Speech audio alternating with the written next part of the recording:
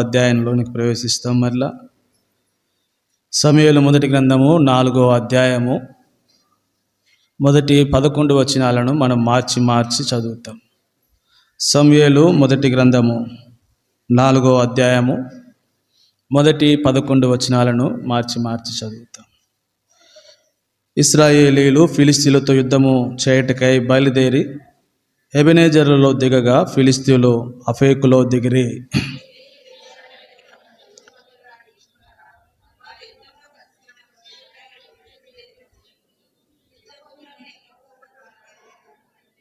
కాబట్టి జనులు పాలెంలోనికి తిరిగి రాగా ఇశ్రాయేలీయులు పెద్దలు, యెహోవా నేడు మనలను ఫిలిస్తీయుల ముందర ఎందుకు ఓడించెను? షిలోహులోనున్న యెహోవా నిబంధన మందసమును మనం తీసుకొని మన మధ్య నుంచుకుందుము రండి. అది మన మధ్య నుండి నెడల అది మన శత్రువుల చేతుల నుండి మనల్ని రక్షించును అనిరి.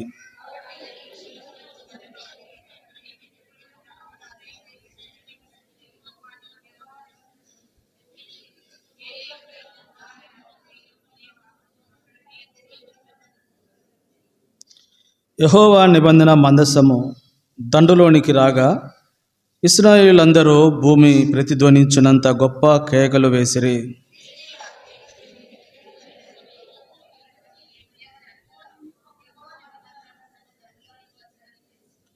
జడిసి దేవుడు దండులోనికి వచ్చినని అనుకొని, అయ్యో మనకు శ్రమ, ఇంతకు మునుపు వారిలాగూ సంహరింపలేదు.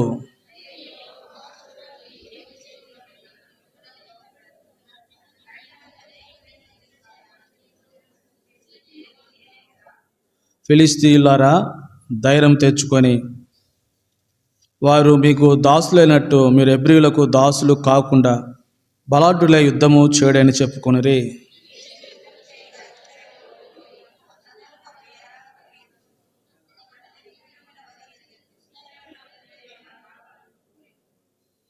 మరియు దేవుని మందసం పట్టబడెను.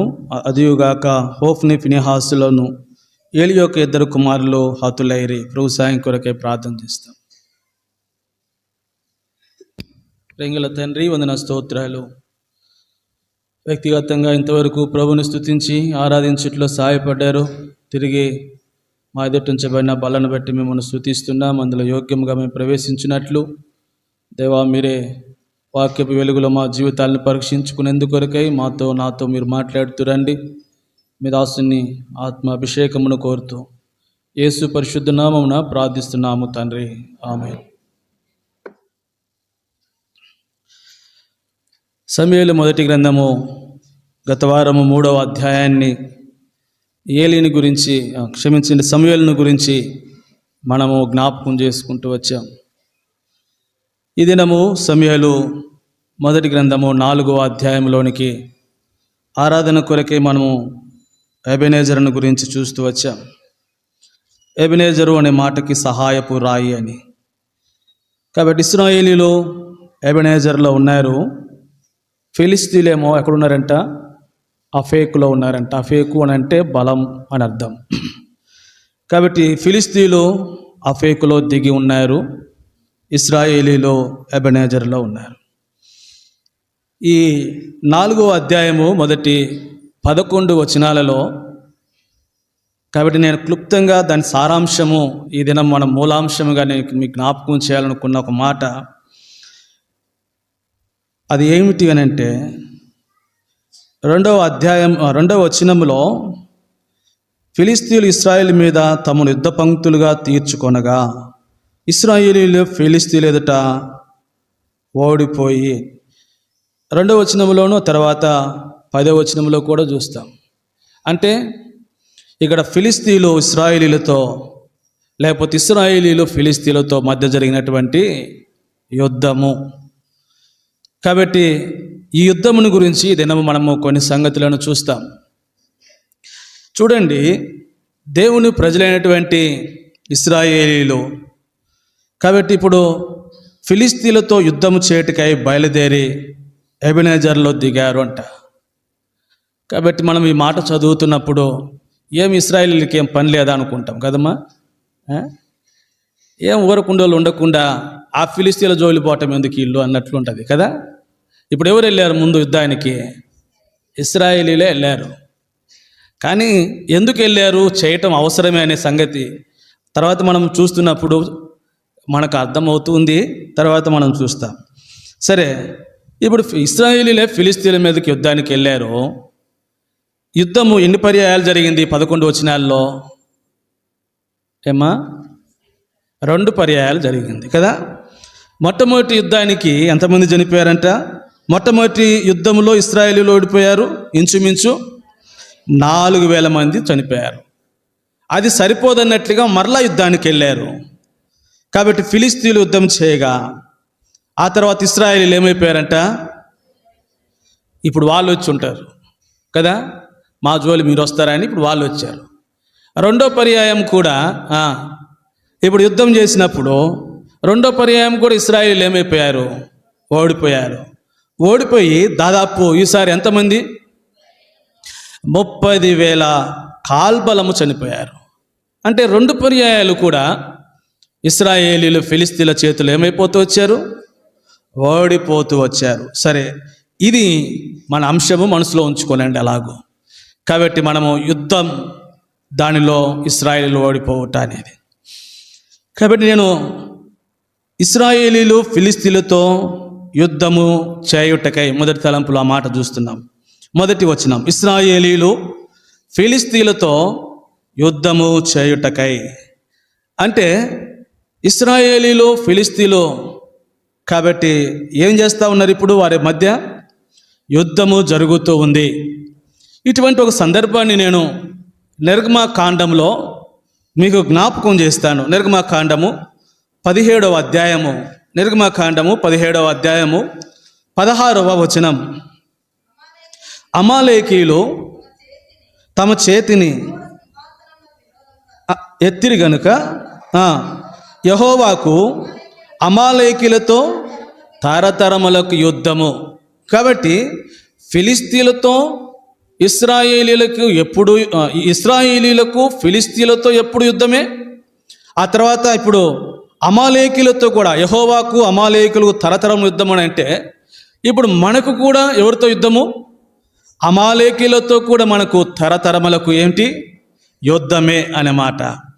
అంతేకాదు 14వ అధ్యాయము నిర్గమకాండంలోనికి కొంచెం ముందుకు వస్తే 14వ అధ్యాయము 25వ వచనం.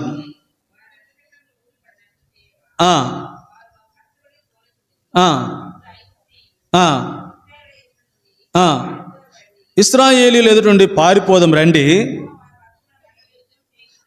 ఇక్కడ ఎవరు వీరు? ఐగుప్తులు. ఇశ్రాయేలీయులతో ఐగుప్తులకు కూడా ఎల్లప్పుడూ యుద్ధమే. నేను 3 వ్యక్తులను జ్ఞాపకం చేశా కదా.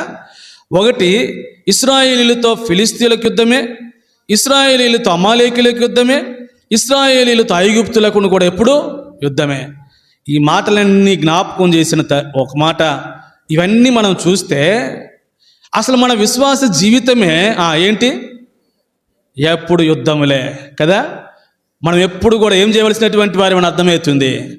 మనం యుద్ధము చేయవలసినటువంటి వారిమే అని అర్థమవుతుంది. అందుకే యోబు ఆ మాట రాశాడు కూడా. యోబు గ్రంథము 7వ అధ్యాయము 1వ వచనం. యోబు గ్రంథము భూమి మీద నరుల కాలము యుద్ధ కాలము కాదా? చూసారా చాలక్క. కాబట్టి భూమి మీద నరుల కాలము యుద్ధ కాలము కాదా? ప్రియ సహోదరి, నాడు ఇశ్రాయేలీలు ఫిలిస్తీన్లతో 2 పర్యాయాలు యుద్ధం చేసి ఆ యుద్ధంలో ఓడిపోతూ వచ్చారు. ఆ తర్వాత మన విశ్వాస జీవితంలోనికి పోల్చుకున్నప్పుడు మన భూమి మీద మనము జీవించినటువంటి కాలమంతా కూడా ఎటువంటి కాలములు అని అంటే మనము యుద్ధ కాలములలో ఉన్నాం. అంటే ఎల్లప్పుడూ కూడా మనము ఫిలిస్తీన్లైతేనేమి, అమాలేకీయులైతేనేమి, ఐగుప్తులైతేనేమి, కాబట్టి మనం ఇంకా విశ్వాస జీవితం అంతా కూడా కాబట్టి మనం యుద్ధ కాలములే, యుద్ధము చేయవలసిన వారిమే. కాబట్టి భూమి మీద మన దినాలన్నీ కూడా అన్నాడు, ఒక దినం కాదంట, భూమి మీద నరుల కాలం అంతా కూడా ఏంటి. కాబట్టి మనం అనుకోవచ్చు, ఎప్పుడు నాకు ఇటువంటి ఏమైనా, ఎప్పుడు నాకు పోరాటం లేనా, కాబట్టి ఎప్పుడు నేను ఒకరిపోయేసరికి ఒకరితో ఒకరు ఇలాగూ నా జీవితం అంతా పోరాటమేనంటే, ఇప్పుడు యోబు అన్నాడు మన కాలమంతా కూడా భూమి మీద నరుల కాలం అంతా కూడా ఏంటంట యుద్ధ కాలమే అంటాడు. పౌలు అపోస్తలుడు ఎఫెసీయులకు రాస్తూ ఎఫెసీ పత్రిక 4వ అధ్యాయము 12వ వచనంలో, ఎఫెసీ పత్రిక 4వ అధ్యాయము 12వ ఆ ఆ ఆ ఆ ఆ ఆ అది కదక్క, ఒక్క నిమిషం.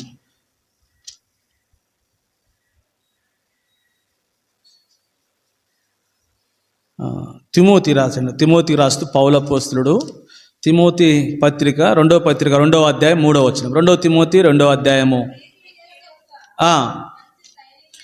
క్రీస్తు యేసు యొక్క మంచి సైనికుని వలె నాతో కూడా శ్రమను, క్రీస్తు యొక్క మంచి సైనికుడు ఎవడును యుద్ధమునకు పోవు నప్పుడు అన్నాడు.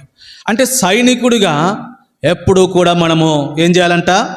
యుద్ధములో మనం పోరాడవలసినటువంటి వారిని. ఇది మన విశ్వాస జీవితంలో మనము నేర్చుకుందుముగాక అని. అయితే ఇక మన క్రైస్తవ జీవితంలో ఇంక అంత యుద్ధములేనా, అంత పోరాటం లేనా, మరి ఇంకెలాగూ ఈ యుద్ధములలో అనేది మనం చూస్తే ద్వితీయోపదేశకాండం 1వ అధ్యాయంలో మనకు ఒక ఆధారకరమైనటువంటి మాట యుద్ధములలో. ద్వితీయోపదేశకాండం 1వ అధ్యాయము 30-31 వచనాలు.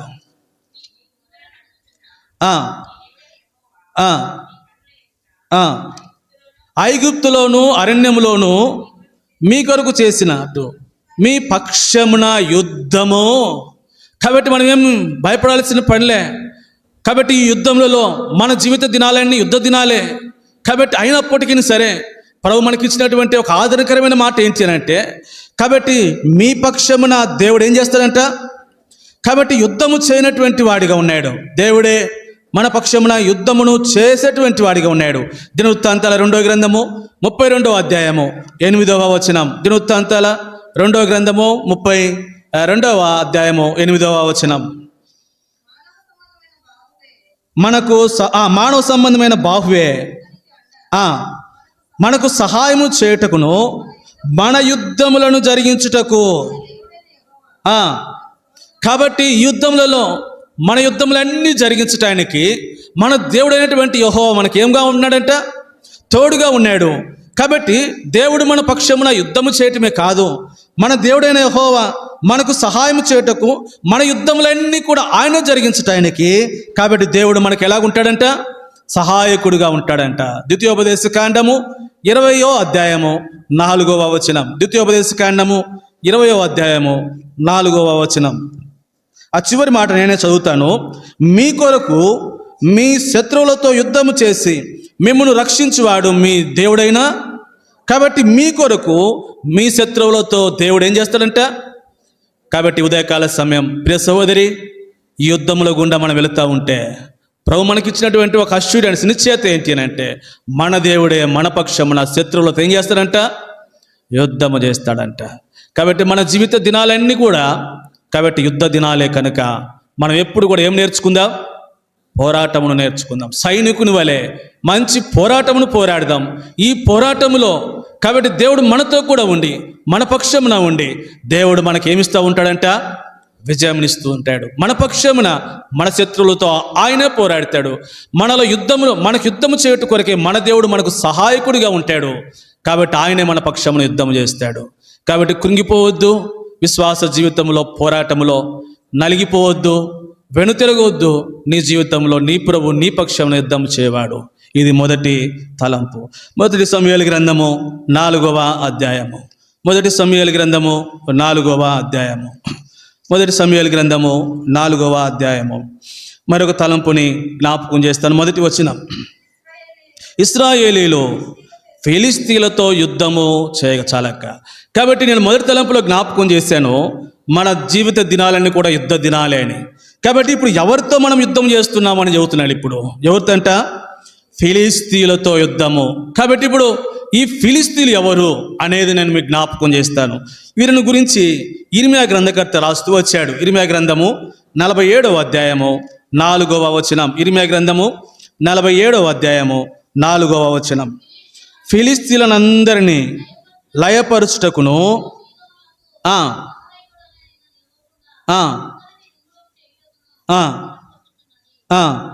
యెహోవా కఫ్తోరు దీప శేషులైన ఫిలిస్తీయులను నాశనము చేయను. ఫిలిస్తీయులు ఎవరంట? కఫ్తోరు దీప శేషులైన ఫిలిస్తీయులు. అంటే వీరు ఎక్కడుంటారు, ఎక్కడున్నారు, అసలు ఎవరు ఈ ఫిలిస్తీయులు అనే దానికి వీరు కఫ్తోరు దీప శేషులు. ఈ కఫ్తోరు దీపము ఇప్పుడు క్రేతు అనేటువంటి పేరులో క్రొత్త నిబంధనలో పిలువబడుతుంది. క్రేతు దీపం ఉంది కదా, మనకు తెలుసు. ఎక్కడుంది అది? అపోస్తల కార్యములు 27వ అధ్యాయం 12వ వచనంలో. అపోస్తల కార్యములు 27వ అధ్యాయము 12వ వచనంలో. ఆ అధ్యాయం అంతా చాలాసార్లు కనపడుతుంది. నేను ఒక మాట మీకు జ్ఞాపకం చేయటానికి. 27వ అధ్యాయము 12వ వచనం.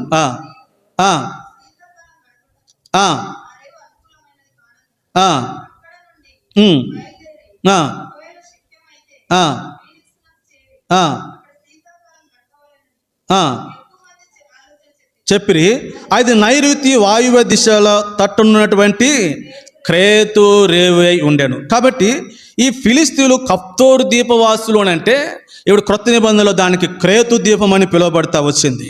కాబట్టి వీరు అక్కడి సంబంధించినటువంటి వారు. అంటే అక్కడ కూడా ఎవరు అంటే ఆ క్రేతు దీపం అంతా, దీపంలో ఎంతమంది ఉంటారు? చాలా కొద్ది మంది మాత్రమే ఉంటారు దీపంలో కదా. కాబట్టి అక్కడ అందుకే వాని గురించి రాయబడింది కఫ్తోరు దీప శేషులు అంటే బహు కొద్ది మంది ఫిలిస్తీయులు. కాబట్టి వారు కఫ్తోరు లేకపోతే వారు క్రేతు దీప శేషమైనటువంటి వారు. అంతేకాదు ఆదికాండము 10వ అధ్యాయంలో వారు ఎవరో ఇంకా కొంచెం నేను మీకు జ్ఞాపకం చేస్తాను. ఆదికాండము 10వ అధ్యాయము 6వ వచనం.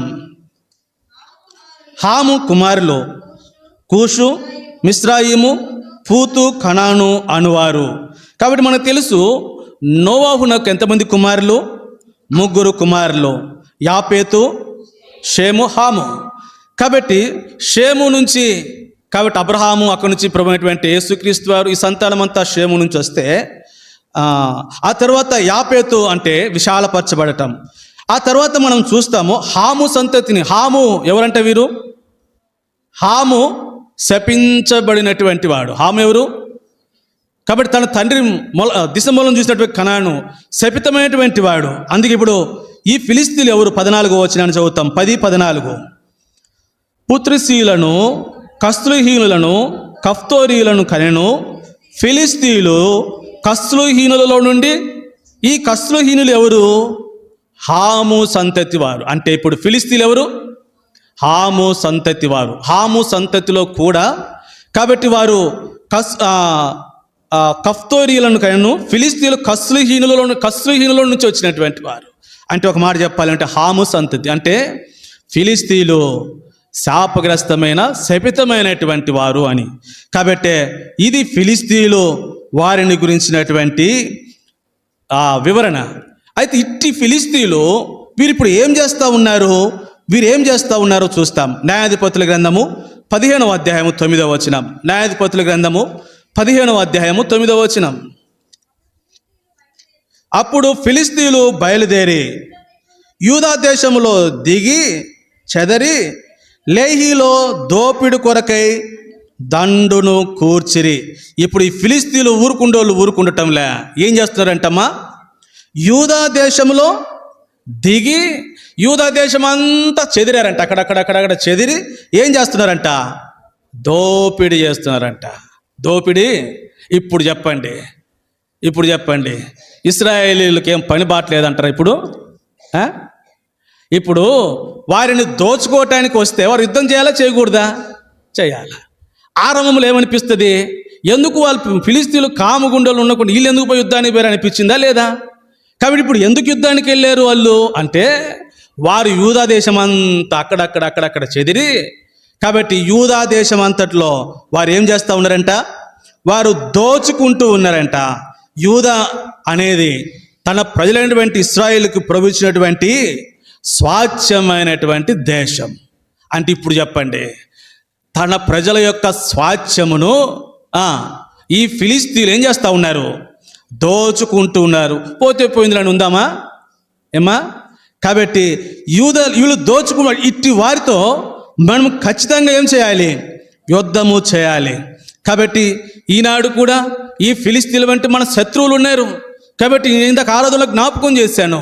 కాబట్టి మన విరోధి అయినటువంటి అపవాది శత్రువు అనేక విషయాల్లో ఈనాడు వాడు కూడా మనల్ని ఏం చేస్తూ ఉన్నాడు? దోచుకుంటూ ఉన్నాడు. అవును, యోహాను సువార్త 10వ అధ్యాయం 1వ వచనం వానికి ఒక పేరు చూస్తే వాడు దొంగయు దోచుకుని వాడునై ఉన్నాడని రాయబడింది. కాబట్టి వీడు అనేక పర్యాయాలు, కాబట్టి వాడు దోచుకునేటువంటి వాడు. విత్తనాలు ఉపమానాలు చెప్తాడు. వాడు హృదయంలో నాటబడినటువంటి ఆ వాక్యమును ఏం చేస్తున్నాడంటే అపవాది వచ్చి, కాబట్టి ఈనాడు నీలో నీ విశ్వాసమును దోచుకుంటున్నాడు, నీ నిరీక్షను దోచుకుంటున్నాడు. నీలో నాటబడుతున్నటువంటి దేవుని యొక్క వాక్యము నీలో ఫలించకుండా వాడు ఏం చేస్తూ ఉన్నాడు? దోచుకొని పోతూ ఉన్నాడు. కాబట్టి ఇప్పుడు మనం ఎవరికి ఒక మాట చెప్పాలంటే నిత్యము దోచుకొనబడుతున్నటువంటి వాడివి, అంతేనా? కాబట్టి నిత్యము దోచుకొనబడుతున్నటువంటి వాడిని వాడు ఏమి ఊరుకోనట్లే, మనల్ని వాడు దోచుకుంటూనే ఉన్నాడు. అటువంటి పరిస్థితులలో మనము ఏం చేయాలా? వాడితో ఎల్లప్పుడూ కూడా ఏం చేయాలి? యుద్ధము చేయవలసినటువంటి వారిమే. కాబట్టి ఫిలిస్తీన్లు వారు దోచుకునేటువంటి వారు. ఇప్పుడు చెప్పండి, మొట్టమొదటి దినాలలో నీకున్నటువంటి ఆశ, మొదటి దినాల్లో నీకున్నటువంటి ఆసక్తి, మొదటి దినాల్లో ప్రభు ఇంటి పని కొరకైనటువంటి ప్రభు కొరకైనటువంటి ఆ పని ఈనాడు నీకు లేదు అని అంటే, కాబట్టి ఆ ఆసక్తిని వాటన్నిటిని కూడా శత్రువు ఏం చేస్తాడు? ఇప్పుడు దోచుకున్నాడు. కాబట్టి దేవుని ఇంటిని ఉదయం నుంచి సాయంత్రం వరకు విడువక ప్రేమించేటువంటి నీవు, దేవుని ఇంటిలో లోబడి పనిచేసి, కాబట్టి అనేక పర్యాయాలు దేవుని ఇంట్లోనే దినమంతా గడిపినటువంటి నీవు ఈనాడు అవన్నీ లేకపోయినవేనంటే, కాబట్టి వాటన్నిటిని కూడా వీడేం చేస్తా వచ్చాడు? దోచుకున్నాడు. కాబట్టి నీ ఆసక్తిని దోచుకున్నాడు, ప్రభు కొరకే నీ ప్రయాసను దోచుకున్నాడు, ప్రభు కొరకే నీ సమర్పణ దోచుకున్నాడు, ప్రభు ఇంట్లో నువ్వు చేయవలసినటువంటి పని, నీ దీనత్వమును, కాబట్టి నీ ప్రేమను, నీ సమర్పణ, నీ నిరీక్షణ, ప్రభు కొరకే నీ త్యాగమును, వీటన్ని విధానాలు నీ జీవితంలో కనపడట్లేదు అని అంటే వీటన్నిటిని కూడా వీడు ఏం చేశాడు? ఇప్పుడు దోచుకున్నాడు. కాబట్టి వీడితో మనకు ఏం చేయాలా? అమాలేకులతో దేవునికి తరతరములు యుద్ధమే. కాబట్టి మన జీవితంలో రెండో తలంపు అదే. కాబట్టి ఫిలిస్తీయులు ఎవరు అని అంటే వారు నిత్యము మనల్ని దోచుకునేటువంటి వారు. ఎలాగో దోచుకుంటారో నేను జ్ఞాపకం చేశాను, అది రెండవ తలంపు. వాడితో మనం నిత్యం ఏం చేయాలా? యుద్ధము చేస్తూనే రావాలి అని. ఇప్పుడు సమూయేలు మొదటి గ్రంథము 4వ అధ్యాయంలోనికి వస్తాం. సమూయేలు మొదటి గ్రంథము 4వ అధ్యాయము. సమూయేలు మొదటి గ్రంథము 4వ అధ్యాయము మొదటి వచనాన్ని చదువుతాం. ఇశ్రాయేలీలు ఫిలిస్తీన్లతో యుద్ధము చేయటకై బయలుదేరి ఎబెనేజరులో, అది 3వ మాట. కాబట్టి ఇప్పుడు ఇశ్రాయేలీలు, ఇక్కడి నుంచి మనము ఇశ్రాయేలీలు ఫిలిస్తీన్లతో యుద్ధము చేయటకై బయలుదేరి 4,000 మంది హతులయ్యారు. ఇశ్రాయేలీలు ఫిలిస్తీన్లతో యుద్ధం చేసి 30,000 మంది హతులే. అంటే ఇశ్రాయేలీలు ఫిలిస్తీన్లతో యుద్ధము చేయడానికి ఇప్పుడు ఏమయ్యారంట? బయలుదేరారు. అయితే వాళ్ళు ఏమయ్యారు? ఇప్పుడు ఓడిపోయారు. కాబట్టి ఇప్పుడు ఎందుకు ఇశ్రాయేలీలు ఫిలిస్తీన్ల చేతిలో యుద్ధంలో ఓడిపోయారో అనే కారణాలను ఇప్పుడు మనం వెతకటానికి ప్రయత్నం చేస్తాం. నా విశ్వాస జీవితంలో కూడా ఫిలిస్తీన్లతో మనకి ఎప్పుడు కూడా పోరాటమే ఉంది. కాబట్టి మనము ఏం కాకూడదు? ఈ యుద్ధంలో ఇశ్రాయేలీల ప్రజల వలె మనం ఏం కాకూడదు? ఓడిపోకూడదు. ఓడిపోతే కాబట్టి వాడు నన్ను దోచుకొని వెళ్ళిపోతాడు. కాబట్టి ఏమి దోచుకొని పోతాడో నేను జ్ఞాపకం చేశాను. కాబట్టి ఈ పోరాటంలో మనం ఎప్పుడు కూడా ఓడిపోకూడదు. అయితే ఇశ్రాయేలీలు 2 పర్యాయాలు ఓడిపోయారు. కారణాలు ఏంటో వెతుకుదాం. మన విశ్వాస జీవితం మనం ఓడిపోకుండా ఉన్నట్లు ఆ కారణాలు ఏంటో మన జీవితంలో అన్వయించుకొని వాటి విషయంలో మనం జాగరూకమై ఉన్నప్పుడు మనం ఎంత మాత్రం కూడా శత్రువు చేతులు ఏం కాము, ఓడిపోము. సమూయేలు మొదటి గ్రంథం 4వ అధ్యాయం. ఇప్పుడు ఫిలిస్తీన్లతో యుద్ధం చేయటకై వాళ్ళు ఏమయ్యాలంట? బయలుదేరారు. ఇది కొంచెం మనకు అర్థం కావాలి అని అంటే, కాబట్టి దేవుడు ఇశ్రాయేలీయులైన తన ప్రజలకు ఒక వాగ్దానాన్ని ఇచ్చారు. వాళ్ళు ఎప్పుడు బయటకు వెళ్ళినా కూడా. ద్వితీయోపదేశ కాండము 28వ అధ్యాయము ద్వితీయోపదేశ కాండము 6-7 వచనాలు.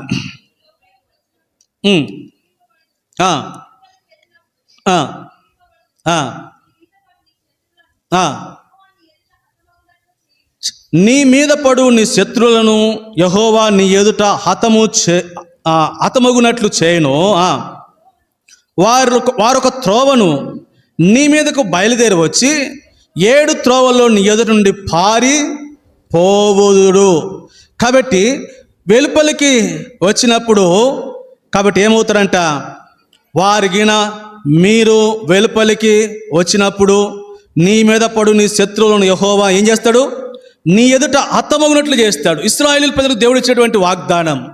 మీరు వెలుపలకు వచ్చినప్పుడు దీవించబడటమే కాదు, మీరు వెలుపలకు వచ్చినప్పుడు నీ మీద పడేటువంటి నీ శత్రువులను యెహోవా నీ ఎదుట నుండి ఏం చేస్తాడు, హతమార్చి వారు ఒక త్రోవని నీ మీదకి వచ్చి బయలుదేరి 7 త్రోవల నీ ఎదుటి నుంచి పారిపోవాలి. ఇది దేవుడు తన ప్రజలను ఇశ్రాయేలుకి ఇచ్చినటువంటి వాగ్దానం. అయితే ఇక్కడేం జరిగింది, వారు బయటికి బయలుదేరి వస్తే వారు యెహోవా ఎదుట హతం చేయటానికి బదులు వీరేమైపోయారు, హతమైపోతూ వచ్చారు. ఏమైపోయింది, ప్రభు వారికి ఇచ్చినటువంటి వాగ్దానం అని. దేవుడు వాగ్దానం చేస్తే తప్పిపోతాడా? మరి ఎందుకు జరిగింది ఈ పొరపాటు? దేవుడు తన ప్రజలైనటువంటి ఇశ్రాయేలుకి చెప్పాడు కదా, మీరు వెలుపలకు చెప్పినప్పుడు నీ మీద పడేటువంటి నీ శత్రువులు నీ ఎదుట హతమైపోతారు కదా, వారు ఒక త్రోవను వచ్చి నీ మీద పడి 7 త్రోవల నీ ఎదురు నుంచి వెళ్ళిపోతారు కదా, మరి ఎందుకు జరగలే? వీరు బయటకు వచ్చినప్పుడు ఈ వాగ్దానము ప్రభు వాగ్దానం ఇచ్చి నెరవేర్చేవాడు కదా అని.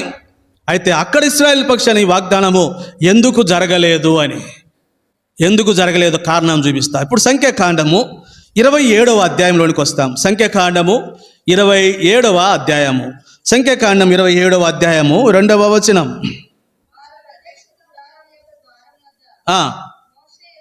మోషే ఎదుటను, యాజకుడైన ఎలియాజరు ఎదుటను, ప్రధానుల ఎదుటను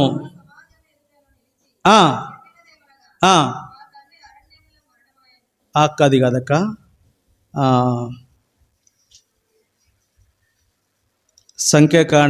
27వ అధ్యాయము 21వ వచనం, క్షమించండి 2వ వచనం, 21వ వచనం.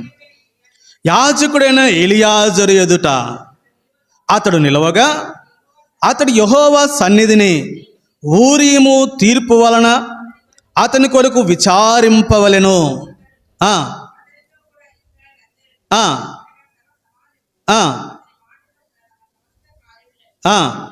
కాబట్టి ఇప్పుడు ఇక్కడ మోషే తర్వాత యెహోషువను అక్కడ నాయకుడిగా నియమిస్తూ వచ్చాడు కదా దేవుడు. మన యెహోషువ గ్రంథంలో చూసి 4వ అధ్యాయం 1వ వచనంలో కూడా. కాబట్టి ఇక్కడ యెహోషువను గురించి మాట రాయబడింది. కాబట్టి యెహోషువ నాయకుడిగా ఉన్న తర్వాత ఇశ్రాయేలు యొక్క సర్వ సమాజం అంతా ఏం చేయాలో చెప్పాడు. యాజకుడైన ఎలియాజరు ఎదుట ఏం చేయాలంట వాళ్ళు, అతడు యెహోవా సన్నిధిని ఊరీము తీర్పు వలన అతని కొరకు ఏం చేయాలా, విచారించవలసినటువంటి వాడు. ఆ 18వ వచనంలో నూను కుమారుడైన యెహోషువ ఆత్మను పొందినవాడు, నీవు అతని తీసుకొని అతని మీద చెయ్యి ఉంచి, ఇప్పుడు ఇశ్రాయేలీయులకి తాను ఒక యాజకుడిగాను నాయకుడుగాను ఇప్పుడు యెహోషువ ఉన్నాడు. అయితే వీళ్ళేం చేయాలా? కాబట్టి అక్కడ ఎలియాజరు ఉన్నాడు యాజకుడు. కాబట్టి ఆ ప్రజలు ఏం చేయాలంటే యెహోవా సన్నిధికి వచ్చి ఊరిమి తీర్పు వలన వారు ఏం చేయవలసిన వారు, విచారింపవలసినటువంటి వారు. కాబట్టి ఆ తర్వాత రెండోది ఏమన్నాడు, సర్వ సమాజము అతని మాట చొప్పున సమస్త కార్యములు చేయాలి. రెండవది ఏం చేయాలి, అక్కడ ఉన్నటువంటి ఎలియాజరు, యాజకుడైనటువంటి ఎలియాజరు చెప్పినటువంటి ఆ మాట చొప్పున సర్వ సమాజము సమస్తమైనటువంటి కార్యములు చేయవలసినటువంటి వారు. ఒకటి, వారు విచారించవలసినటువంటి వారు. రెండోది, అతని మాట చొప్పున సమస్తమైనటువంటి కార్యములు. అంటే యుద్ధానికి వెళ్ళినప్పుడు కూడా దేవుడు తన ప్రజలైనటువంటి ఇశ్రాయేలుకి ఈ నియమమునే వర్తింపజేస్తూ వచ్చాడు. వారు విచారించవలసినటువంటి వారు. ఆ తర్వాత ఊరీము తీర్పు వలన ఎలియాజరు యాజకుని యొద్ద యాజకుని ద్వారా సమస్త కార్యములు జరిగించవలసినటువంటి వారు. కాబట్టి వారు ఊరీము ద్వారా విచారించవలసినటువంటి వారుగా ఉన్నారు. అయితే వీరు మొదటి సమూయేలు గ్రంథము 4వ అధ్యాయము 1వ వచనంలో వారు వెలుపలికి వచ్చినప్పుడు ఇటువంటి 2 కార్యములు చేసినట్లు అక్కడ మనకు కనపడదు. వారు యెహోషువ యొద్ద వెళ్ళి విచారించను లేదు. ఆ తర్వాత యాజకుడైనటువంటి వారి యొద్దకు వెళ్ళి ఆ ఊరీము ద్వారా కూడా వారు ఏం చేయలేదు, వారు విచారించను లేదు. వారు సమస్త కార్యములు, కాబట్టి ఆ యెహోషువ చెప్పినట్లుగా సమస్త కార్యములు ఆయన అడిగి వాళ్ళు చేయలేదు. ఈ 2 కారణాలు అక్కడ కనపడతా ఉన్నాయి. కాబట్టి ఇప్పుడు అందుకే సంఖ్యాకాండము 27 మనం ముందు చూసినట్టు ద్వితీయోపదేశకాండం 28వ అధ్యాయం 7వ వచనంలో ప్రవేశించినటువంటి వాగ్దానం వీరి జీవితంలో ఏం కాలేదు, నెరవేరలే. అందుకు అక్కడ వారు ఏమయ్యారు, ఓటమి పాలవుతూ వచ్చారు. కాబట్టి యెషయా గ్రంథం అంటే ఈ ప్రజలు ఎట్లున్నారు అని యెషయా గ్రంథం 30వ అధ్యాయం 1వ వచనంలోనూ ఒక మాట జ్ఞాపకం చేస్తాను. అంటే యెహోవా వాక్కు ఇదే, లోబడనొల్లని పిల్లలు చాలక నేనే చెప్తా కొన్ని మాటలు. అంటే ఈ ప్రజలు ఎట్లున్నారు అంటే వాడు లోబడలే, అంటే వాళ్ళు ఊరిమునకు ద్వారా విచారించను లేదు, లేకపోతే యాజకుని వద్ద కూడా వెళ్ళి యాజకుని కూడా సంప్రదించను లేదు. అంటే వారు దేవుడిచ్చినటువంటి ఈ సంగతులు, ఈ క్రమం విషయమై వారు లోబడనొల్లని ప్రజలు.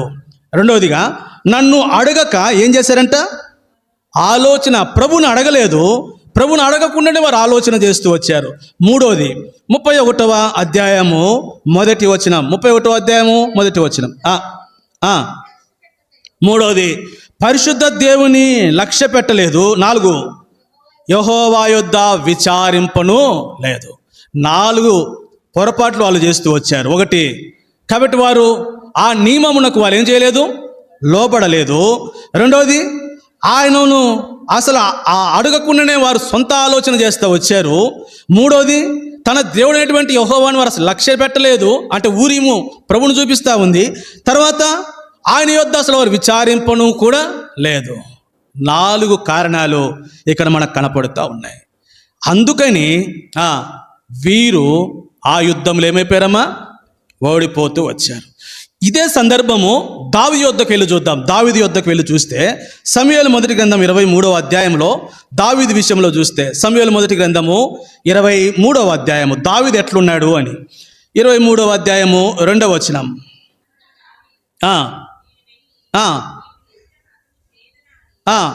యెహోవా యొద్ద విచారణ చేయగా. తర్వాత 4వ వచనం.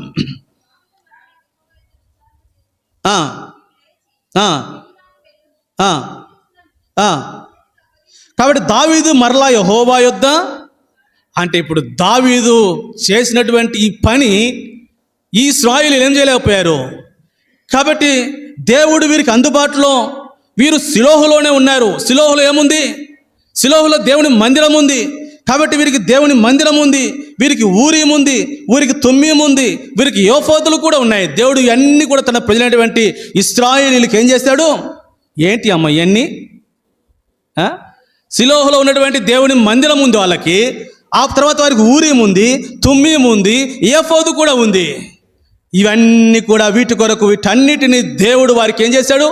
అందుబాటులో ఉంచారు. అయితే దేవుడు ఇశ్రాయేలీయులు వీళ్ళు ఏం చేస్తూ వచ్చారు? వీటిని ఏటిని కూడా వాళ్ళు లెక్క చేయలే. కాబట్టి వాడు ఊరిమితో పనిలే, తుమ్మిమితో పనిలే, లేకపోతే ఏఫోతుతో పనిలే, లేకపోతే దేవుని యొక్క మందసం, షిలోహులో ఉన్నటువంటి దేవుని యొక్క మందసంతో కూడా పనిలే. అందుకే ఇప్పుడు ద్వితీయోపదేశ కాండం 33వ అధ్యాయము 8వ వచనం, ద్వితీయోపదేశ కాండం 33వ అధ్యాయం 8వ వచనంలో నీ తుమ్మీము, నీ ఊరీము నీ భక్తునికి ఉన్నాయి. ప్రభు ఇచ్చాడు అందుబాటులో తన ప్రజలైనటువంటి ఇశ్రాయేలీయులకి వీటన్ని. అయితే సమూయేలు మొదటి గ్రంథం 30వ అధ్యాయం 7వ వచనంలో, సమూయేలు మొదటి గ్రంథము 30వ అధ్యాయము 7వ వచనం, దావీదు ఏం చేశారు? ఇప్పుడు ఏఫోదును తెమ్మని యాజకుడగు అబ్యాతారుతో చెప్పగా. చూడండి దావీదునకు ఈ ప్రజలకు ఉన్న వ్యత్యాసం. ఏఫోదును తెమ్మని యాజకుడగు అబ్యాతారు దగ్గర వచ్చి అబ్యాతారు తీసుకుని వచ్చినప్పుడు యెహోవా యొద్ద దావీదు ఏం చేశాడంట? కాబట్టి ఈ దండు తరిమి దాన్ని కలుసుకుందినా దేవాని. కాబట్టి యాజకుని పిలిపించి, తర్వాత అహిమెలెకు యాజకుని అబ్యాతారుని పిలిపించి ఏఫోదును తెమ్మని ఆ యాఫోదు సహాయంతో దేవుని యొద్ద ఏం చేశాడు? విచారణ చేశాడు. అంటే ఏఫోదు ఏంటిది? అది దేవుని యొద్ద విచారణ చేసేటువంటి ఒక వస్తువు అది. కాబట్టి ఏఫోదు యాజకునికి యొద్ద ఉంటుంది అది. కాబట్టి ఇది దేవుని యొద్ద విచారణ చేసినటువంటి దావీదును మనం ఇక్కడ చూస్తూ ఉన్నాం. కాబట్టి దేవుడు వీటి కొరకు వీటన్నిటిని మనం అందుబాటులో ఉంచినప్పుడు, కాబట్టి వీటిని మనం ఉపయోగించుకోవటం, కాబట్టి మనం ఎంత ఓటమికి కారణమవుతుంది. సరే, నేను ఇప్పుడు ఇవన్నీ అంటే ఆ ప్రజలకైతే ఉన్నాయన్నా, ఇప్పుడు మనకు అవన్నీ లేవు కదా. కాబట్టి ఇప్పుడు మనం ఏం చేయాలి, మనం ఎట్లా అని. కాబట్టి ఈ ఊరీము ఈ తుమ్మీము మనకు లేము కదా. అంటే ఆ ఊరీము తుమ్మీము ఈనాడు దేవుడు మనకును కూడా ఉంచాడు. ఏంటి అవి? ఊరీము తుమ్మీము అనేది, ఊరీము తుమ్మీము అనేది దేవుని యొక్క నడుపుదల, దేవుని యొక్క చిత్తమును అవి రెండు జ్ఞాపకం చేస్తున్నాయి. ఊరీము తుమ్మిము అనేవి దేవుని యొక్క నడుపుదల, దేవుని యొక్క చిత్తమును తెలియజేసేవి. కాబట్టి ఊరీము అని అంటే అర్థం ఏంటిది అంటే ఇల్యూమినేషన్ అని అర్థం. ఊరీము అంటే ఏంటి? ఇల్యూమినేషన్ అని అంటే వెలుగు అని అర్థం. ఊరీము అంటే ఏంటి? వెలుగు అని అర్థం. కాబట్టి మనకు తెలుసు ఎఫెసీ పత్రిక 5వ అధ్యాయము 13వ వచనంలో వెలుగు సమస్తమును ఏం చేస్తుందంట? బయలుపరుస్తుంది అని. వెలుగు సమస్తము అంటే ఊరీము ఇల్యూమినేషను వెలుగు, కాబట్టి అది సమస్తమును బయలుపరుస్తూ ఉంది. అంటే మనము ప్రభు యొద్ద విచారించినప్పుడు దేవుడు మనకు ఊరీము ద్వారా సమస్తం ఏం చేస్తాడు? బయలుపరుస్తాడు. తుమ్మిము అని అంటే అర్థము ట్రూత్, సత్యము అని అర్థం. ట్రూత్, సత్యము అని అర్థం. అందుకే ఈ రెండింటిని కలిపి కీర్తనకారుడు 43వ కీర్తన 3వ వచనంలో అన్నాడు. 43వ కీర్తన 3వ వచనం, నీ వెలుగు నీ సత్యమును బయలుదేరు చేయము. అంటే ఊరీము తుమ్మిము అవి ఎవరివి? అవి ప్రభు యొక్క వెలుగు, ప్రభు యొక్క సత్యము. ఇవి రెండు కూడా ఏం చేస్తాయంట? ఓ ప్రభువా, మేము యుద్ధానికి వెళుతున్నాం, నువ్వు మాకు ఊరీమునిచ్చావు, తుమ్మిమునిచ్చావు, మాకు ఏఫోదునిచ్చావు, మాకు షిలోహులో దేవుని యొక్క మందిరమునిచ్చాము. కాబట్టి మేము విచారించేందుకు కొరకై ఇప్పుడు నీ ఊరీము నీ తుమ్మిము అంటే నీ వెలుగు నీ సత్యమును మాకు ఇచ్చావు. ఆ వెలుగు సత్యము ఇప్పుడు ఏం చేస్తున్నాయంట? నాకు త్రోవ చూపును. అవి నీ పరిశుద్ధ స్థలమునకును చాలేక. కాబట్టి నీ వెలుగు నీ సత్యమును బయలుదేరితే అవి నాకు త్రోవను చూపుతాయి. కాబట్టి 43వ అధ్యాయం 3వ వచనంలో ఈ ఊరీము తుమ్మిము ఈనాడు దేవుడు మనకిచ్చినటువంటి దేవుని యొక్క వాక్యమే. కాబట్టి అవి మనకేం చూపిస్తాయి? దేవుని యొక్క వాక్యము. కాబట్టి మనకు త్రోవను చూపుతాయి. అందుకే 119వ కీర్తనలో మనం చదువుతాం. కాబట్టి అవి నా త్రోవకు ఏమై ఉన్నాయంట? వెలుగై ఉన్నాయంటాడు. కాబట్టి అందుకు ఈ ఊరీము తుమ్మిము వద్ద వారు విచారించని కారణము చేతనే ఇశ్రాయేలీలు ఏమైపోయారు? ఓడిపోతూ. కాబట్టి ఇశ్రాయేలు యొక్క ఓటమికి మొదటి కారణం ఏంటి అని అంటే మన విశ్వాస జీవితంలో కూడా ఈ పోరాటంలో మనం ఓడిపోవటానికి గల కారణం ఏంటి అని అంటే దేవుడు తన వాక్యమును మనకి ఇచ్చాడు. ఆ వాక్యం యొద్ద విచారించాలా. నువ్వు ఏ పని చేయటానికి ముందుకు వెళ్ళినా, ఏ కార్యం తలపెట్టడానికి ముందుకు వెళ్ళినా, అది నీ వ్యక్తిగత జీవితంలో నీ వివాహమో, నీ ఉద్యోగమో, లేకపోతే నువ్వు మరొక స్థలానికి వెళ్ళాలో, లేకపోతే మరొక కార్యము చేయాలో, ఒక ఇల్లు కట్టాలో, లేకపోతే మరి ఏది పొలం వేయాలో, లేకపోతే ఏమి చేయాలో, నువ్వు ఏమి చేయాలని ఉద్దేశించినా కూడా దానిలో నువ్వు ఓడిపోకుండా ఉండాలి అని అంటే నువ్వు నీ దేవుని యొద్ద నీకు ఇచ్చినటువంటి ఊరీము తుమ్మిము ద్వారా దేవుని ఏం చేస్తూ రావాలి? విచారం. దేవుని యొక్క వాక్యం ఇచ్చాడు ప్రభు నీకు 66 పుస్తకాలు వెళ్ళినటువంటిది. ఓ ప్రభా, నీ యొద్ద నేను విచారిస్తున్నానని చెప్పి మోకాలపైకి వెళ్ళి నువ్వు ధ్యానిస్తూ వచ్చినప్పుడు దేవుడు తన ఊరీము వాక్యం ద్వారా తన వెలుగును, తన సత్యమును ఏం చేస్తాడు? బయలుపరుస్తాడు. అవి నీకేం చూపిస్తాయి? త్రోవను చూపిస్తావు. అటు నువ్వు చేసినట్లయితే నీ విశ్వాస జీవితంలో నువ్వు ఎప్పుడు కూడా ఏం కావు? ఓడిపోవు. ఇశ్రాయేలు 2 పర్యాలు ఓడిపోవటానికి కారణము వారు దేవుని యొద్ద ఏం చేయలేదు? విచారించలేదు. రెండవ కారణాన్ని చూస్తాం. చూడండి, సమూయేలు మొదటి గ్రంథము 4వ అధ్యాయము 3వ వచనాన్ని చదువుతాం. కాబట్టి జనులు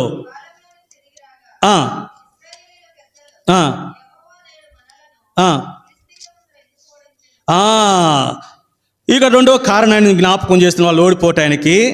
ఇప్పుడు అంటారు వాళ్ళు, ఇశ్రాయేలీయులు ఫిలిష్తీయులతో యుద్ధము చేయటకై బయలుదేరి వచ్చిన తర్వాత అన్నారు. ఇప్పుడు 3వ వచనంలో, కాబట్టి జనులు పాలెములోనికి తిరిగి రాగా ఇశ్రాయేలీయుల పెద్దలు, యెహోవా నేడు మనలను ఫిలిష్తీయుల ముంద ఎందుకు?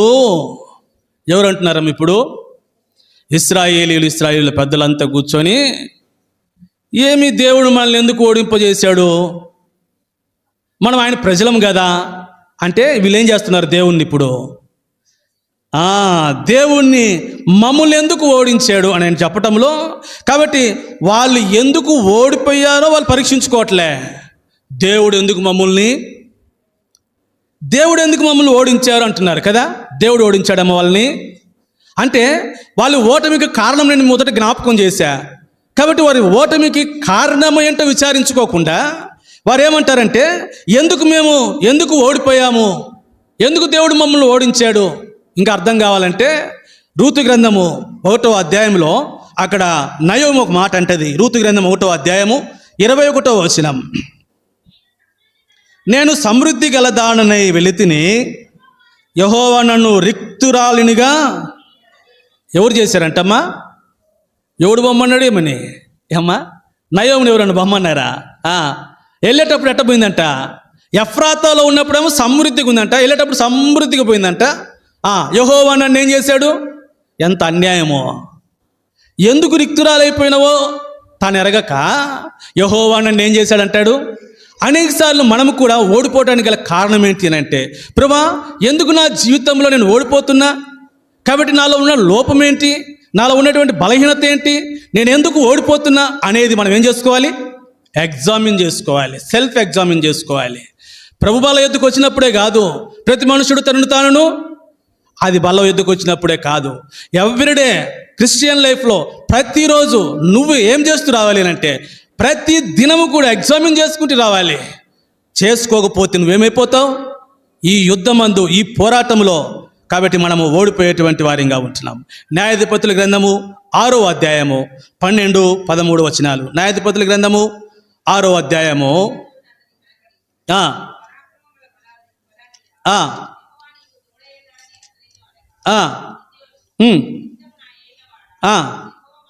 యెహోవా మాకు తోడయుండినడలా. ఇప్పుడు గిద్యోను కూడా అట్నే అంటున్నాడు ఏమని? యెహోవా నువ్వు బలాఢ్యుడు, పరాక్రమం గల బలాఢ్యుడు, దేవుడు నీకు తోడై ఉన్నాడంటే గిద్యోను అంటాడు, అయ్యా ఆయన నాకు మీరు నాకు తోడై ఉంటే ఇదంతా మాకేలా సంభవించను. ఎలా సంభవించిన అడుగు ప్రభువుని. అడిగితే ప్రభు చెప్తాడు.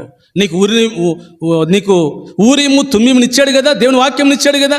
కాబట్టి విచారించడం తర్వాత మనం ఏం చేయాలంటే ఎగ్జామిన్ చేసుకోవాలి. కాబట్టి ఇక్కడ గిద్యోను అంటాడు, ఇదంతా మాకేలా సంభవించింది. దావీదు అంటాడు కదా 139వ కీర్తన 23, 24 వచనాల్లో, దావీదు వంటి అనుభవం మన జీవితంలో అవసరము అని. 139, 23, 24. దేవా నన్ను పరిశోధించి నా హృదయమును తెలుసుకొనుము, నన్ను పరీక్షించి నా ఆలోచనలను తెలుసుకొనుము. అది దావీదు వలె ఇశ్రాయేలు ప్రజలు చేయలేకపోయారు. ఏమనంటే, మమ్మల్ని పరిశోధించు ప్రభువా, మా హృదయం తెలుసుకో ప్రభువా, మమ్మల్ని పరీక్షించు ప్రభువా, మా ఆలోచన తెలుసుకో ప్రభువా, నీకు ఆయాసకరమైనది ఏమైనా ఉందేమో చూడు ప్రభువా అని ఇశ్రాయేలీలు అనలేకపోయారు. ఆ కారణం చేతనే దేవుడు ఎందుకు మమ్మల్ని ఓడించారు అనుకున్నారు, కానీ వారి కారణములను వారు ఎగ్జామిన్ చేసుకోవటంలో, వారిని పరీక్షించుకోవటంలో వారు ఫెయిల్యూర్ అయిపోయారు. ఆ కారణం చేతనే ఇశ్రాయేలీలు ఏమైపోయారు? ఓడిపోయారు. మన విశ్వాస జీవితంలో ఎందుకు ఓడిపోతాం కూడా అంటే, ఇదిగో దావీదుకు వలె మన జీవితంలో ఎప్పుడు ఇది మన అనుభవం అయి ఉండాలా. ప్రభువా నన్ను పరిశోధించు, నా హృదయం తెలుసుకో, నన్ను పరీక్షించు, నా ఆలోచన తెలుసుకో, నీకు ఆయాసకరమైన మార్గం నాయందు. ఇటువంటిది ఎప్పుడు మన జీవితంలో చేయము. మనం ఏమనుకుంటామనంటే అంతా కూడా మనం సరిగా ఉన్నాం అనుకుంటాం కదా. అందుకే విశ్వాస జీవితంలో ఎప్పుడు కూడా ఓటమినే. కాబట్టి నా వ్యక్తిగత జీవితంలో నేను ప్రతిదినం చేసుకుంటా, ప్రభువా నీకు ఆయాసకరమైంది నా జీవితంలో ఏది లేకుండా. కాబట్టి ఏదైనా ఉంటే చూపించి నీ వాక్యం ద్వారా నేను సరి చేసుకోవటానికి ప్రతిదినం చేసుకుంటా. ఎందుకు నేను సరిగా లేకపోతే, కాబట్టి నేను నా జీవితంలో ఏమైపోతాను? ఓడిపోతా. కాబట్టి రెండవ తలంపు ఓడిపోవటానికి వారు పరీక్షించుకోకపోవటం. ప్రభు బల్లలో చేవేస్తున్నటువంటి సహోదరి, ప్రభు యొద్ద నువ్వు విచారించినటువంటి దినాలు ఉన్నాయా? ప్రభు నిన్ను నువ్వు పరీక్షించుకున్నటువంటి దినాలు ఉన్నాయా?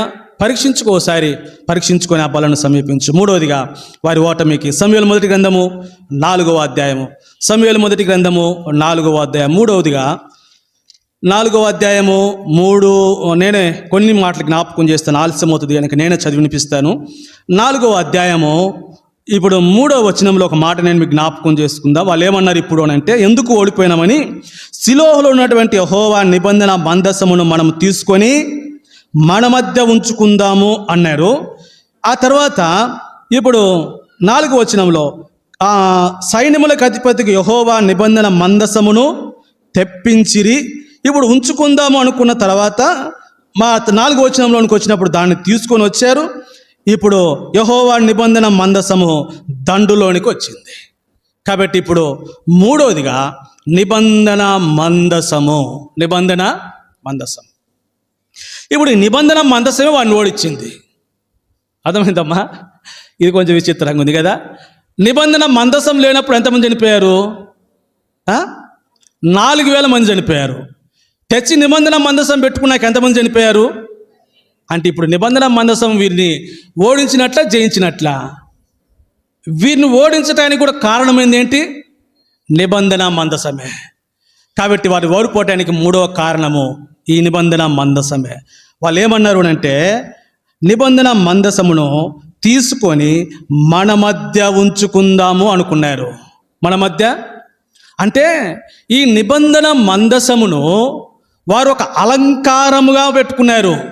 అలంకారంగా పెట్టుకున్నారు అంతే. అంటే ఆ నిబంధన మందసం ఎక్కడుంది? అది షిలోహులో ఉంది. కాబట్టి యెహోషువ షిలోహులో గుడారం వేసి అక్కడ పెడితే, వీరు ఆ నిబంధన మందసం మన మధ్య లేదు కాబట్టి అది ఉంటే మనం గెలుస్తామనుకున్నారు. అంటే ఆ నిబంధన మందసమును తీసుకుని వచ్చి వారి దగ్గర పెట్టుకున్నారు. అంటే అది అలంకారంగా పెట్టుకున్నారు. అనేక సార్లు మనము కూడా ఏం చేస్తామో తెలిసిన, ఇటువంటి అలంకారప్రాయమైనటువంటి సంగతులు ఏం పెట్టుకుంటాం? బైబిల్ తలకాడ పెట్టుకుంటాం. వాడంత పాపైనా, వాడి జ్వరమో దర్భో వస్తే ఈ బైబిల్ తీసుకెళ్ళి వాడి దగ్గర ఏం పెడతామమ్మా? వాడికి దయ్యాలు పెట్టినాను వాడి దగ్గర బైబిల్ పెడతాం. లేకపోతే వాడికి బాగా జ్వరం వచ్చి చచ్చిపో ముందు వాడి దగ్గర బైబిల్ పెడతాం. లేదంటే ఏం చేస్తాం? ఇంకా ఏం చేస్తామమ్మా? కాబట్టి సిలువని మెడకో చేతికో ఏడోసారి కట్టుకుంటాం. సిలువని కట్టుకోమా? ఇంకా యేసుక్రీస్తు పెద్ద ఫోటో కరుణామయుడు సిలువ కదమ్మా, పెద్ద ఫ్రేమ్ కట్టి దానికి మళ్ళీ దీపం వెలిగించి పెడతాం. కాబట్టి ఇంకా ఏం చేస్తాం? ఇక ఇటువంటివి చాలా ఉన్నాయి కదా. ఇవన్నీ ఇంకా అవసరమైతే ఆడిపోతాం. ఆడిపోతాం మా ఇట్లా అర్థమైంది కదా మీకు. మొత్తం తీపించుకోవడానికి పోతాం. ఇవన్నీ ఏంటి? ఇవన్నీ అలంకారములు.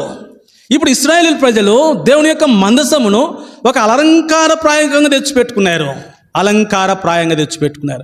మందసం యొక్క అనుభవం ఏంటో వాళ్ళు ఎరగల. ఏంటి మందసం? అందుకే వారు అలంకారంగా పెట్టుకున్నారు కనుక ఓడిపోయారు.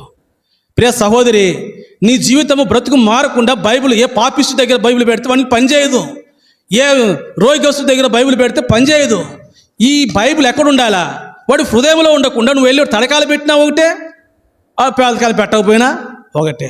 నువ్వు సిలువను చేత్తో కాదు, ఆకారాన్ని మోయటం కాదు. సిలువ ప్రతిదినం తన సిలువను ఎత్తుకొని తను ఏం చేయాలంట? ఈ సిలువ శ్రమను, కాబట్టి ఈ సిలువను అవమానము, ఈ సిలువ నింద చాలా ఉన్నాయి. ఇవి సిలువ అంటే ఆకారం వేసుకొని మోయటం కాదు కదమ్మా. ఇవి అందుకు ఇశ్రాయేలీలు ఈ మందసమును అలంకారప్రాయంగా ఉంచుకున్నారు. ఆ కారణము చేతనే ఇశ్రాయేలీలు ఏమైపోయారు? అక్కడ ఓడిపోతూ వచ్చారు. కాబట్టి ఇప్పుడు ఈ మందసము ఏంటి? వాస్తవానికి ఏమి చూపిస్తుంది? సంఖ్యాకాండం వాస్తవానికి మందసము సంఖ్యాకాండము 10వ అధ్యాయము 35వ వచనం. సంఖ్యాకాండము 10వ అధ్యాయము 35వ వచనం. ఆ మందసము సాగినప్పుడు మోషే, యెహోవా లెమ్ము, నీ శత్రువులను చెదిరిపోవుదురుగాక. చూసారా? ఈ మందసము సాగిపోయినప్పుడు నీ శత్రువులు ఏమైపోతారంట? అంటే మందసము వాస్తవానికి వారి మధ్య ఉంటే వారు ఏం కావాలి? ఇప్పుడు శత్రువులు చెదిరిపోయి జయం పొందాలా. కాబట్టి మందసమే వారిని ఓడించింది. వాస్తవానికి మందసానికి ఉన్నటువంటి సంగతి ఏంటంటే, మందసము గిన సాగిపోతే శత్రువులందరూ ఏం కావాలా? పారిపోయి ఓడిపోవాలా. అయితే ఇక్కడ జరగలే. మందసమును వారు అలంకారప్రాయకంగా ఉంచుకున్నారని ఆ విషయం. కానీ వీరి ఎడల అది జరగలే. కాబట్టి ఏంటో ఈ మందసమును నేను జ్ఞాపకం చేస్తాను. 78వ కీర్తన, ఈ మందసం ఏంటో అక్కడ రాయబడింది. 78వ కీర్తన 61వ వచనం. 78వ కీర్తన 61వ వచనం. ఆయన తన బలమును చెరకును తన భూషణమైన దానిని, ఇది షిలోహును గురించినదే రాయబడింది. షిలోహులో ఉండేటువంటి గుడారమును గురించే 60వ వచనంలో షిలోహు మందిరమును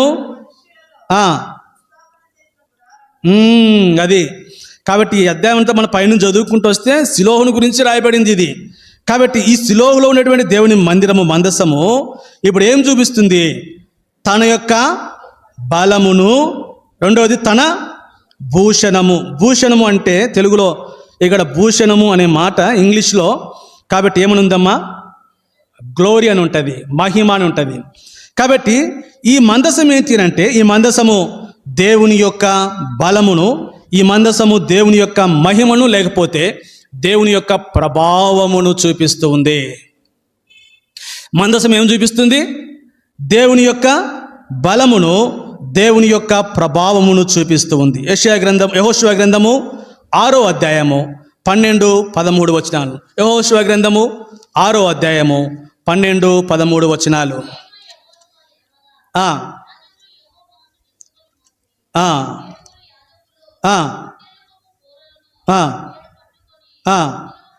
సరే, నేనే చెప్తాక. ఇక్కడ యాజకులు ఈ మందసమును మోసుకొని వెళుతూ ఉన్నప్పుడు యెరికో యొక్క కోట గోడలన్నీ కూడా ఏమైపోయినాయి అంటే, అక్కడ ఇశ్రాయేలుకి ఏం కలిగింది? జయం కలిగింది.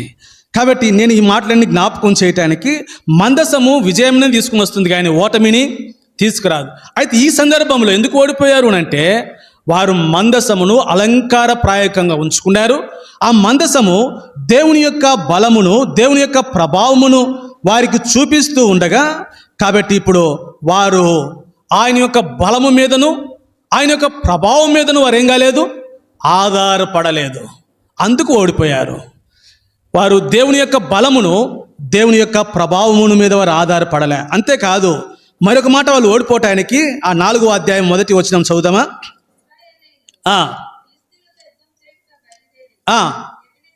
కాబట్టి ఇప్పుడు ఎబెనెజర్లో ఉన్నారు. ఎబెనెజర్ అంటే ఇందాక ఆరాధనలో జ్ఞాపకం చేశాను, దేవుని సహాయము అని, దేవుని యొక్క సహాయము అని. అంటే ఇప్పుడు నేను 3 సంగతులు జ్ఞాపకం చేశాను. ఈ మందసము దేవుని యొక్క బలమును, ఈ మందసము దేవుని యొక్క దేవుని యొక్క ప్రభావమును, ఈ మందసము దేవుని యొక్క సహాయమును సూచిస్తుంటే, కాబట్టి వీరు ఈ 3 విషయాల్లో దేవుణ్ణి వారు నిర్లక్ష్యం చేశారు. వారు దేవుని యొద్ద ఆయన బలం మీద కానీ, ఆయన ప్రభావం మీద కానీ, లేకపోతే ఆయన సహాయం మీద వీరేం చేయలేదు, ఆధారపడలేదు. అందుకు వీరు ఓడిపోతూ వచ్చారు. అందుకే కీర్తనకారుడు 18వ కీర్తన 39వ వచనం, 18వ కీర్తన 39వ వచనం, యుద్ధమునకు నీవు నన్ను బలమును, అది యుద్ధమునకు బలమునిచ్చేది ఎవరు? దేవుడే. అయితే వీళ్ళ యుద్ధమునకు ఆ బలమును వాళ్ళు ఏం చేయలేదు, ధరించుకోలే. కాబట్టి యుద్ధమునకు నీవు బలమును ధరింపు చేయనటువంటి వాడవు నీవే అని అక్కడ అన్న తర్వాత, ఇప్పుడు 29వ వచనంలో మరొక మాట, నీ సహాయము వలన నేను సైన్యమును జయింతును. అక్కడ 2 మాటలు చెప్పాను కదా, ఆ 2 మాటలు ఇక్కడ వచ్చినాయి. ప్రభు సహాయము వలన జయించాలి, యుద్ధమునకు కావలసినటువంటి బలమును ప్రభువే ఇస్తాడు. ఈ 2 విషయాలు అక్కడ ఇశ్రాయేలీలు చేయలేదు. అంటే మందసము దేవుని యొక్క బలమును, మందసము దేవుని యొక్క సహాయమును జ్ఞాపకం చేస్తుంటే, కాబట్టి యుద్ధమునకు కావలసినటువంటి సహాయమును కొరకు ప్రభుపై ఆధారపడలేదు. యుద్ధమునకు ప్రభు బలపరిచేవాడై ఉండగా, బలమును ధరింపచేవాడై ఉండగా ఆ బలం మీద వారు ఆధారపడలేదు. ఆ కారణము చేతనే ఇశ్రాయేలీలో ఏమైపోయారు, ఇప్పుడు ఓడిపోతూ వచ్చారు. కాబట్టి నేను 3 కారణాలు చెప్పినాను. ఒకటి, ఇశ్రాయేలు ఓడిపోవటానికి మొదటి కారణం ఏంటి? వాళ్ళు విచారించలేదు. రెండవది, తమ్మును తాము పరీక్షించుకోలేదు, ఎగ్జామిన్ చేసుకోలేదు. మూడవది, వారు దాన్ని అలంకారప్రాయకంగా ఉంచుకున్నారు కానీ అది దేవుని యొక్క బలమును, దేవుని యొక్క సహాయము మీద ఈ ప్రజలు ఏం కాలేదు, ఆధారపడలేదు. ఆ కారణము చేతనే వారు ఓడిపోతూ వచ్చారు. మన విశ్వాస జీవితంలో పరీక్షించుకుందాం ఒకసారి. ఎన్ని పర్యాయాలు యుద్ధంలో మనం ప్రభు యొక్క బలమును, ప్రభు యొక్క ప్రభావమును, ప్రభు యొక్క సహాయమును కాదనుకొని, కాబట్టి అనేకుల యొక్క సహాయం కొరకై, వారి కొరకై, వీరి కొరకై ప్రయత్నాలు చేసి పరిగెత్తు ఉన్నామో. కాబట్టి ఒకసారి పరీక్షించుకొని తద్వారా ఎన్నోసార్లు మన జీవితాల్లో ఓటమి పాలు ఓడిపోతూ ఉన్నాం విశ్వాస జీవితంలో.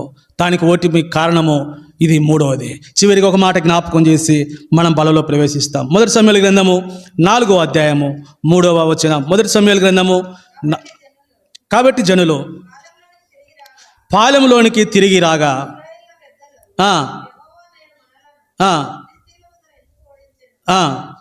షిలోహులోనున్న యెహోవా నిబంధన మందసమును మనం తీసుకొని, అది వాళ్ళు ఓడిపోవటానికి ఇదెన్నో కారణం?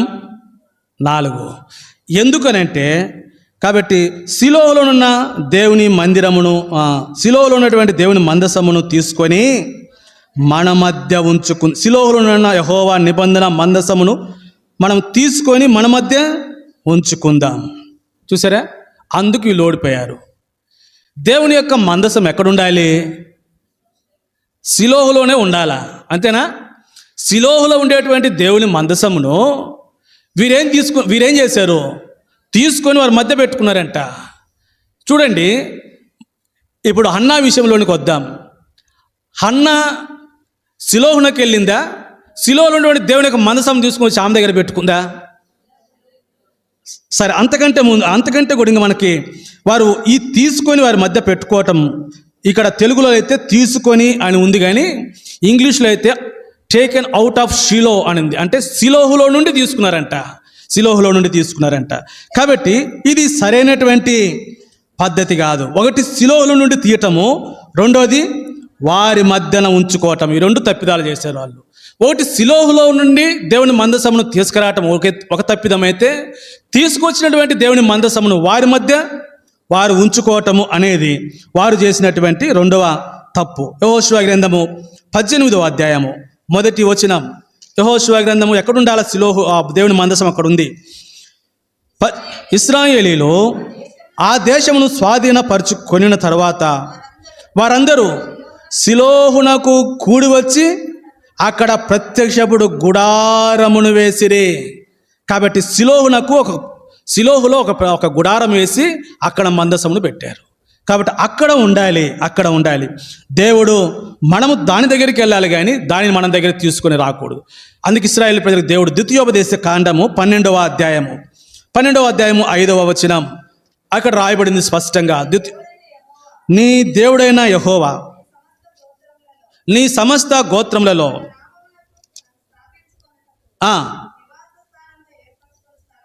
నివాస స్థలముగా ఏర్పరచుకున్నటువంటి స్థలమునకు అక్కడికే యాత్రలు.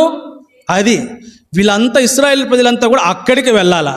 అయితే వీళ్ళు ఏం చేస్తారు? ఈ సందర్భంలో ఆ శిలోహులో ఉన్నటువంటి దేవుని యొక్క మందిరమును తీసుకుని వారి వద్దకు తీసుకుని వాళ్ళ దగ్గర పెట్టుకున్నారు.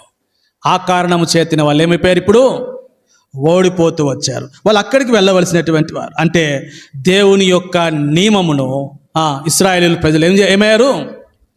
కాబట్టి తప్పిపోతూ వచ్చారు. దేవుని యొక్క నియమం ఏంటి అంటే, దేవుడైన యెహోవా మీ సమస్త గోత్రం తన నామమును స్థాపించుకొనుటకై నివాస స్థలముగా ఏర్పరిచినటువంటి స్థలానికి వెళ్ళాలి, అక్కడికి వెళ్ళాలని దేవుని యొక్క నియమమై ఉంటే, కాబట్టి వారు ఏం చేస్తూ వచ్చారు అంటే, దేవుణ్ణి బలవంతంగా తమ ప్రణాళికలోనికి తీసుకుని వచ్చారు. ఇది నేను చెప్పాలనుకున్నటువంటి 4వ తలంపు. దేవుని ప్రణాళిక ఏంటి అంటే, ఈ మందసము ఎక్కడ ఉండాలా? శిలోహులో ఉండాలా. అయితే వీరేం చేశారు అంటే, శిలోహులో ఉండేటువంటి దేవుని మందిరమును యుద్ధానికి వెళుతున్న మా మధ్య ఉండని చెప్పి దేవుని వారి ప్రణాళికలోనికి తీసుకుని వచ్చారు. అనేకసార్లు మన విశ్వాస జీవితం ఎట్లుండో తెలిసిన, దేవుడే మన ప్రణాళికలో మనం వేసుకుంటాం ముందే ప్రణాళికలు. ఆ ప్రణాళికలన్నీ వేసుకొని మనం ఏం చేస్తామంటే దేవుని తీసుకొచ్చి మన ప్రణాళికలో పెట్టుకుంటాం. ఇది దేవుని చిత్తం అన్నా, ఇది దేవుని ప్రణాళిక అన్న అంటాం. ప్రణాళికలు ఎవరివి? ప్రణాళికలు మనం వేసుకొని దేవుణ్ణి తీసుకొని వచ్చి మన మధ్యలో ఉంచుకుంటాం, మళ్ళీ మధ్యలో ఆయన పెడతాం కదా. కాబట్టి ఇదంతా దేవుని చిత్తమేనన్నా, దేవుడే బయలుపరిచాడన్నా, దేవుడే చూపించాడన్నా. ఎప్పుడు? ముందే మన ప్రణాళికలు, ముందే మనం ఆలోచన, ముందే మనం ఏర్పాట్లు, ముందే అన్ని మనం చేసుకుంటాము. ఆయన తీసుకొచ్చాడు పెట్టుకుంటాం, అంతే. ఇశ్రాయేలు చేసింది అదే. దేవుణ్ణి వాళ్ళ ప్రణాళికలోనికి తీసుకొని వచ్చారు, అందుకే ఓడిపోయారు. ఈనాడు ఎన్ని పర్యాయాలు మన విశ్వాస జీవితంలో మన వివాహ వ్యవస్థలు కానీ, లేకపోతే మరేదని కానీ ఎందుకు అట్టర్ ఫ్లాప్ అవుతున్నాయి, ఫెయిల్ అవుతున్నాయి అంటే, మన ప్రణాళికల్లోనికి దేవుని తీసుకొచ్చటం బట్టే. దేవుని ప్రణాళికలోకి మనం వెళ్ళట్లే, మన ప్రణాళికలోకి ఆయన తీసుకుని వచ్చి చేస్తున్నాం. ఇక్కడ ఉండయ్యా నువ్వు, మేము మా కార్యక్రమాలన్నీ మేము చేసుకుంటాము, నువ్వు ఇక్కడ ఉండు. అందుకే ఓడిపోతూ ఉన్నాం. అందుకే ఇవన్నీ కూడా పటాపంచలైపోతూ ఉన్నాయి. విశ్వాసి నీ జీవితంలో జ్ఞాపకం చేసుకో, నీ ఓటమికి కారణం ఏంటి అని అంటే దేవుని యొక్క ప్రణాళికలో, దేవుని ఏర్పాటులోనికి నువ్వు వెళ్లకుండా నీ ఏర్పాటులోనికి, నీ ప్రణాళికలోనికి ఆ మందసమును వారు తీసుకుని వచ్చిన కారణం చేతనే ఇశ్రాయేలీయులు ఏమైపోయారు, అక్కడ ఓడిపోతూ వచ్చారు. ఒకసారి మనం పరీక్షించుకుందాం, అలాగూ ప్రభువులో యోగ్యంగా చేయివేస్తాం.